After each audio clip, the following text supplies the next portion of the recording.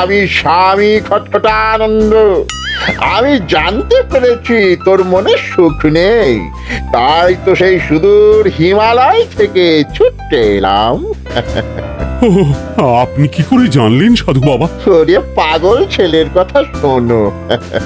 সন্তানের মনের কথা যদি জানতেই না পারি, তাহলে কিসের তপস্যা আর কিসের ধ্যান? কি জেনেছেন সাধু বাবা? 3 দিন ধরে মনে কোনো সুখ খুঁজে পাচ্ছি না, নানান রকম চিন্তায় জর্জরিত হয়ে রয়েছি। তার মধ্যে আজ 3 দিন হলো রানী বাপের বাড়ি গিয়ে রয়েছে। সুখ কি তোর একার? এই মায়ার সংসারে সুখ খুঁজে পাবি কি করে? তোর যে তপস্যার সময় হয়েছে বাবা। শোন, এই পাথরটা ধর। আমি যোগ বলে এই মন্ত্রপুত পাথর পেয়েছি।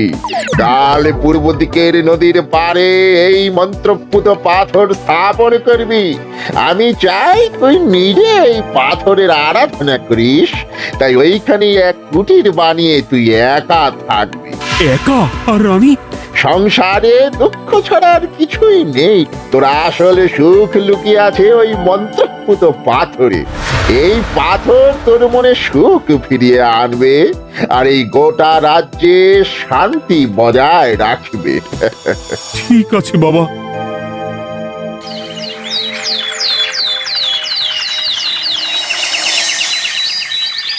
জয় বাবা খটখটানন্দের জয়। কি তার জ্যোতি, কি তার ব্যক্তিত্ব, আহ, কি তার কণ্ঠস্বর! এই মন্ত্রপুত পাথর আমার এবং এই রাজ্যের সকলে সুখ শান্তি ফিরিয়ে আনবে। আজ থেকে আমি সাধু বাবার পরামর্শ মতন এখানেই থাকবো। তোমাদের যার যা যা বক্তব্য আমাকে এখানে এসেই বলবে। কোনো চিন্তা করবেন না মহারাজ, আমি সব সামলে নেব। আপনি নিষ্ঠা সহকারে সাধু বাবার আদেশ পালন করুন। মহারাজ, যার নামেই খট তার কথাই ভরসা করা কি ঠিক হবে? একটা সামান্য পাথর কি করে সুখ ফিরিয়ে আনবে মহারাজ?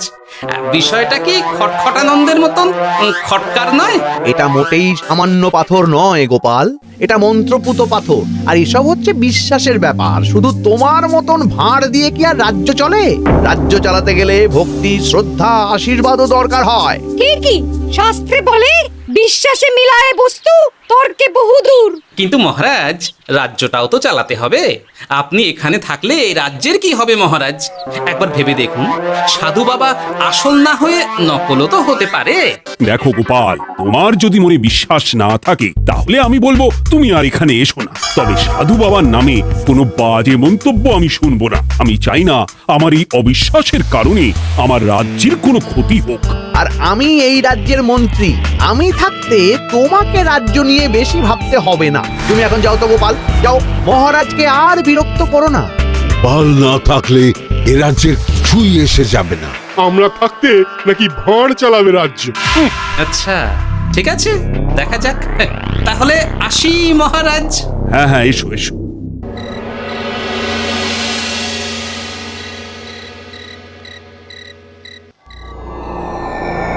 মহারাজ, রানী, তুমি ফিরে এসেছো? এ আমি কি শুনছি মহারাজ? আপনি নাকি প্রাসাদে ফিরবেন না ঠিক করেছেন? হ্যাঁ রানী, তুমি ঠিকই শুনেছ। আমি আর প্রাসাদে ফিরবো না। আমি এখানে থেকে ওই মন্ত্রপুত পাথরের আরাধনা করব। কে না কে এসে আপনাকে বলল আর আপনি প্রাসাদ ছেড়ে এই কুটিরে থাকবেন? আপনার শরীর খারাপ করবে মহারাজ, আপনি ফিরে চলুন। কে না কে নয় রানী, স্বামী খটখটানন্দ খুব বড় সাধু। উনি যোগ বলে আমার দুঃখের কথা জানতে পেরে সেই হিমালয় থেকে ছুটে এসেছেন আমাকে ওই পাথর দিতে। তুমি আমায় ফিরতে জোর করো না রানী। আর আপনার রাজ্য, আপনার প্রজারা, তাদের কি হবে মহারাজ? সে নিয়ে তুমি ভেবো না রানী, আমি এখানে বসেই মন্ত্রীকে দিয়ে সবটা সামলে নেব। তাহলে আমিও আপনার সাথে এখানে থাকবো। আপনাকে ছাড়া আমি প্রাসাদে ফিরবো না। তা হয় না রানী, সাধু বাবা আমাকে একা থাকতে বলেছেন। এসব ধ্যান যোগ আরাধনা একা করতে হয়। গোপাল সবটা জানে মহারাজ। আহ, আমার সামনেও নাম করবে না রানী। গোপালের কত বড় সাহস তুমি ভাবো একবার। ও বলে সাধু বাবা ভণ্ডও হতে পারে। আমার তখন ইচ্ছা করছিল ওর মাথার যে কটা চুল আছে সেটাও ছিঁড়ে নিতে। না না, আমি আর গোপালের মুখ দেখতে চাই না। আপনি উত্তেজিত হবেন না মহারাজ, আপনি বিশ্রাম করুন, আমি আবার কাল আসবো।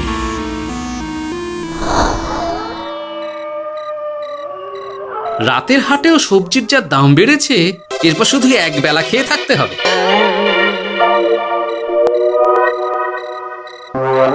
কি হে ভোলা, বাড়ি না গিয়ে এখানে বসে আছো কেন? দুঃখের কথা কি আর বলবো তোমায় গোপাল দাদা। বলোই না, শুনে দেখি। সামনে বর্ষা আসছে, বাড়ির ছাদটাও মেরামত না করলেই নয়। কিন্তু আমার কাছে তো এখন এত টাকা নেই, তাই ওই গিন্নির সাথে পরামর্শ করে গেলাম মহারাজের কাছে সাহায্য চাইতে। থামলে কেন, পুরোটা বলো। কি আর বলবো গোপাল দাদা, মহারাজের উত্তর শুনে আমি তো অবাক। সবই তো বুঝলাম ভোলা, কিন্তু আমার যে কিছুই করার নেই। সাধু বাবা বলেছেন আজ থেকেই রাজ্যের সব সুখ দুঃখের দায়িত্ব ওই মন্ত্রপুত পাথরে। তুমি চিন্তা করো না, এক কাজ করো, তোমার সমস্যার কথা গিয়ে ওই মন্ত্রপুত পাথরের কাছে জানাও। আর তোমরাও আজ থেকে তোমাদের যা চাওয়া পাওয়া আছে সব গিয়ে ওই পাথরকে জানাবে। যা করার পাথরই করবেন।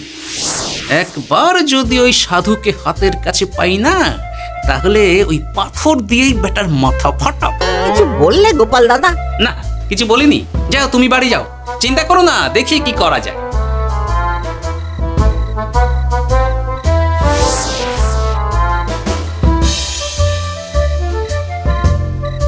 কি ব্যাপার, এত রাতে বটা ঘটা মন্ত্রীর বাড়িতে কি করছিল? কি বটা ঘটা, আজকে মন্ত্রী মশাইয়ের বাড়ি খাওয়া দাওয়া ছিল? খাওয়া ছাড়া কি অন্য কিছু আসে না তোমার মাথায়? চ চ চ, আমাদের অনেক কাজ আছে, চ। আরে এত তাড়া কিসের? বাবা, বটা ঘটার এত কি গুরুত্বপূর্ণ কাজ যে একেবারে ছুটে পালালো? না, ব্যাপারটা তো সুবিধের ঠেকছে না।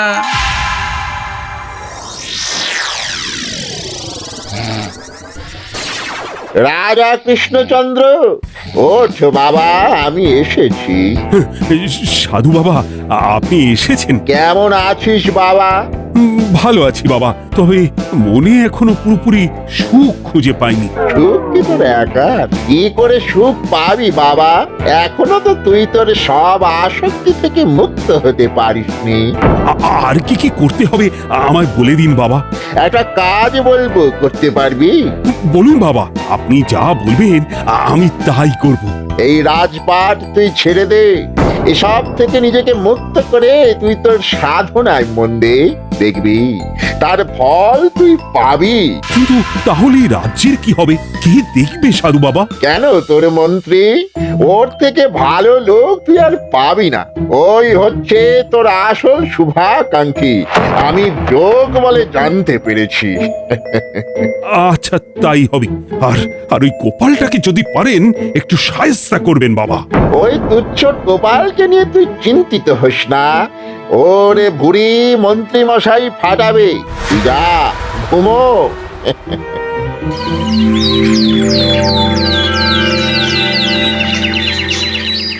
শোনো শোনো শোনো, আজ থেকে মহারাজ কৃষ্ণচন্দ্রের আদেশে এই রাজ্যের ভার এই রাজ্যের মন্ত্রীর।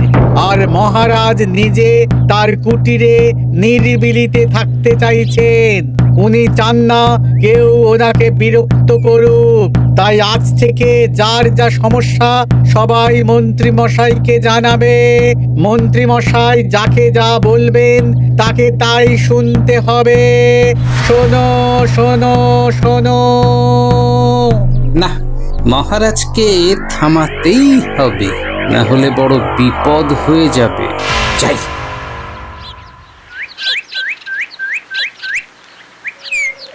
মহারাজ, এই ভুল আপনি করবেন না। মন্ত্রীর হাতে রাজ্যের ভার দিলে রাজ্যের সর্বনাশ হবে মহারাজ। দেখো গোপাল, আমি যেটা করেছি সেটা ঠিক বুঝেই করেছি। আমার সিদ্ধান্ত আর বদলাবে না। আর এই বিষয় নিয়ে আমি তোমার সাথে কথাই বলতে চাই না। মহারাজ, গ্রামবাসীরা আপনার এই সিদ্ধান্ত খুশি মনে মেনে নেয়নি। সবার কথা একবার ভেবে তারপর সিদ্ধান্ত নিন মহারাজ।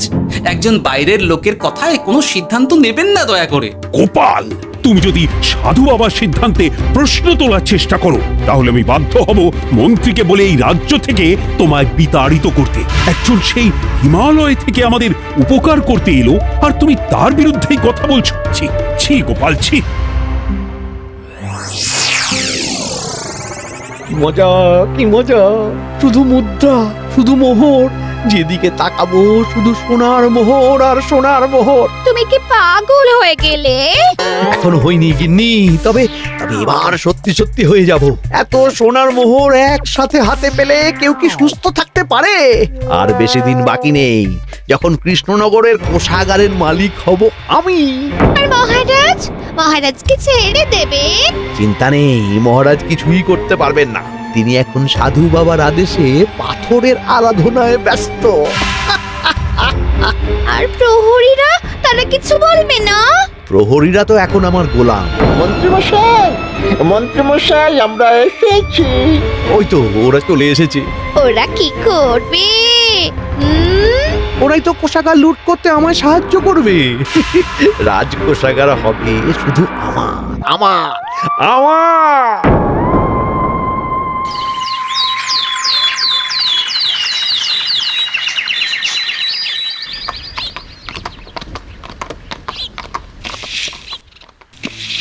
গোপাল, রানীমা, আপনি আমায় ডেকে পাঠালেই তো পারতেন। রাজ্যটার যে কি হবে গোপাল? মহারাজের উদাসীনতায় মন্ত্রী তো সব লুটে পুটে একাকার করে ছাড়বে। তুমি কিছু একটা করো গোপাল। সে তো আমিও বুঝতে পারছি রানীমা, কিন্তু হাজার চেষ্টা করে ও মহারাজকে বোঝাতে পারছি না। মহারাজ সাধু বাবার পাল্লায় পড়ে আর কিছুই বুঝতে চাইছেন না। এই রাজ্য আর মহারাজকে একমাত্র রক্ষা করতে পারবে তুমি গোপাল। কিছু একটা করো। কি হয়েছে, তোমরা হট্টগোল করছো কেন? তুমি আর একটা বিহিত করো গোপাল দাদা, আমরা তো আর থাকতে পারছি না। তুমি এর এক বিহিত করো গোপাল। আচ্ছা, কি হয়েছে বলবে তো? মন্ত্রী মশাই সবার কাছ থেকে অগ্রিম কর চেয়েছে। সে প্রহরী পাঠিয়ে সবার বাড়ি বাড়ি বলে এসেছে দুদিনের মধ্যে অগ্রিম কর না দিলে সবাইকে ধরে কারাগারে ভরে দেবে। একে তো আমরা কোনো সাহায্য পাচ্ছি না, তার উপর আবার এই জুলুম কি করে মেনে নেব বলো তো গোপাল দাদা? আমাদের বাঁচাও গোপাল দাদা, আমাদের বাঁচাও, না হলে এই মন্ত্রীর জুলুমে আমরা সবাই মারা যাব। হ্যাঁ গোপাল, তুমি পারবে। কিছু একটা করো গোপাল, এই রাজ্যটাকে বাঁচাও। না, আর নয়, এবার এর একটা বিহিত করতেই হবে। শোনো, তোমরা সব নিজের নিজের বাড়ি যাও, আমি দেখছি কি করা যায়। মন্ত্রী দুদিনের মধ্যে কর চাইছে কেন? ওর আসল উদ্দেশ্য কি? না, বিষয়টার খোঁজ নিতে হচ্ছে। পুটি, এই পুটি। গোপাল দাদু, তুমি? শোন, একটা কাজ আছে বুঝলি, বটা ঘটার উপর নজর রাখতে হবে। পারবি তো? হ্যাঁ হ্যাঁ দাদু, এটা আর কি এমন কাজ? এই তোর হাতে ওটা কি রে? ও এটা পুতুল, বাবা এনে দিয়েছে। পাথরটা খুব চেনা চেনা লাগছে, কোথায় যেন দেখেছি। কোথায়? রে, সাধু বাবার দেওয়া পাথর। আর এটা একই পাথর মনে হচ্ছে। এই তোর বাবা এটা কোথায় পেয়েছে রে? তা তো জানি না, তবে শুনেছি পাশের গ্রামে। বাহ, পাথরগুলো দেখতে তো খুব সুন্দর। এসব পাথর তোমার? আজ্ঞে হ্যাঁ, আমি এই পাথরের মূর্তি বানাই। এই পাথর কি তুমি বিক্রি করো? না না, শুধু পাথর তো বিক্রি করি না। এটা কি? ও, ওটা ওটা আমি আমার সব পাথরের একটা চিহ্ন দিয়ে রাখি। এতে বোঝা যায় যে এই পাথরের মূর্তি আমার তৈরি। বাহ, চমৎকার কাজ করেছো। তোমাকে যে কি বলে ধন্যবাদ দেব তুমি জানো না। কৃষ্ণনগরের কত বড় উপকার তুমি করলে। গোপাল দাদু, ও গোপাল দাদু, গোপাল দাদু, গোপাল দাদু। কি ব্যাপার, এত সকাল সকাল? ভালো খবর এনেছিস মনে হচ্ছে। শুধু ভালো নয় দাদু, একেবারে গরম খবর। দাদু, রহস্য আমরা ফাঁস করে ফেলেছি দাদু। বলিস কি রে? শুনি শুনি। কাল রাতে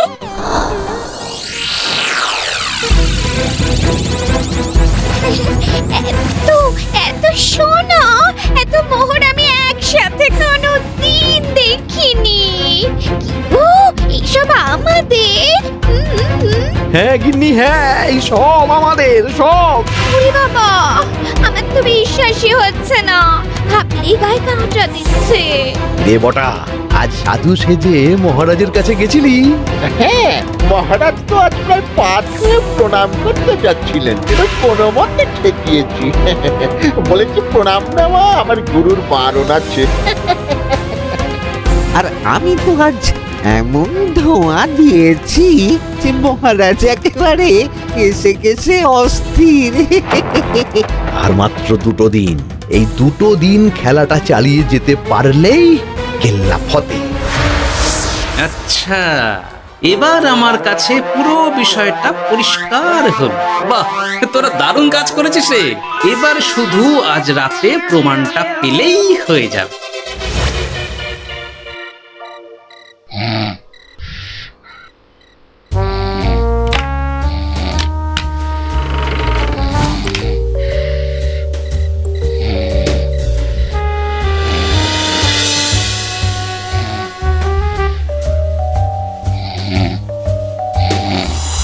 এই তো একে একে 2 মিলে যাচ্ছে। বাবা বাবা বাবা, এবার খেলা জমবে।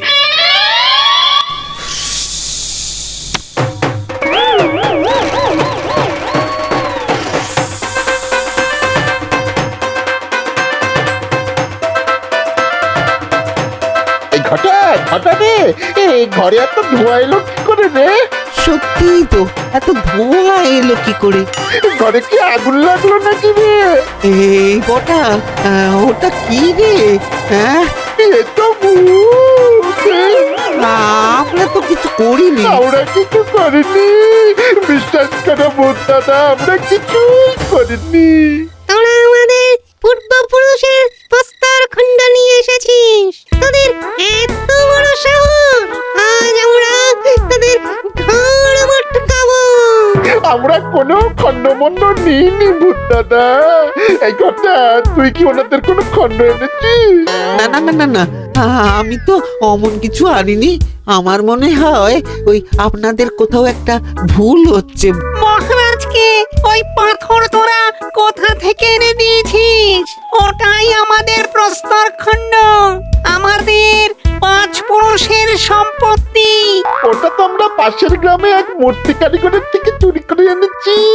আপনারা যান না, যান, ওই কারিগরের কাছে ওরকম অনেক পাথর আছে। আমাদের ওটাই চাই। ও বাবা, উনি আবার কে? আমাদের দাদু, 3য় পুরুষ। ও দাদু, এই ছুরি ভূত দাদু, ওটা আনতে গেলে না মন্ত্রীমশাই আমাদের খুব মারবে। খা, ওদের মুন্ডু চিবিয়ে খা।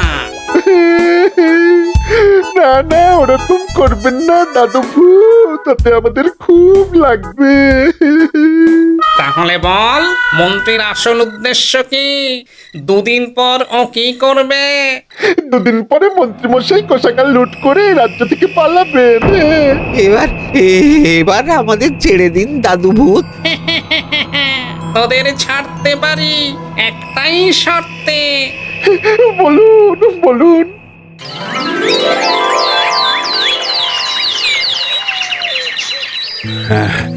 রাজ্যের পরিস্থিতি কি? প্রজারা সবাই ভালো আছে তো? হ্যাঁ মহারাজ, সেসব নিয়ে আপনি একদম চিন্তা করবেন না। বাবা, আপনি এসেছেন? আরে কৃষ্ণচন্দ্র, একটা কথা তোকে না বলে আর থাকতে পারলাম না। এটা আবার কে রে? বলুন বাবা। এই মন্ত্রীকে এই রাজ্যের দায়িত্ব দিতে বলে আমি বড় ভুল করেছিলাম। আসলে এই মন্ত্রী হচ্ছে চোর। ও তোর কোষাগার ফাঁকা করে পালাবার মতলব করেছে। কি বলছেন বাবা? মন্ত্রী, উনি যা বলছেন সব সত্যি? না না মহারাজ, এই বটা কি হচ্ছে কি? বটা? তো তুমি সাধু বাবাকে বটা বলে ডাকছো কেন? আমি বলি কি বাবা, এই মন্ত্রীকে তুই শুলে দে। বটা, তুই থামবি? আমার খেয়ে আমায় ছুরি মারা? ওর কথা আপনি বিশ্বাস করবেন না মহারাজ। ও সাধু নয়, ও ভণ্ড। মানেটা কি? মন্ত্রীমশাই ঠিকই বলছেন মহারাজ। ও সাধু নয়, ও কৃষ্ণনগরের বটা। এসব আপনার আদরের মন্ত্রীর কাজ মহারাজ। মন্ত্রী আপনার রাজ্য লুট করার মতলব করেছে, তাই বটাকে সাধু সাজিয়ে আপনার মন জয় করে প্রথমে আপনাকে প্রাসাদ থেকে তাড়িয়েছে, তারপর রাজ্যপাট নিজের হাতে নিয়ে কোষাগার হাতিয়েছে। আর এই পাথর? এই পাথর কিসের গোপাল? পাথর? পাথর এই কারিগরের মহারাজ। উনি পাশের গ্রামে এই পাথর দিয়ে মূর্তি গড়েন। মন্ত্রী বটাকে দিয়ে এই পাথর চুরি করিয়েছে।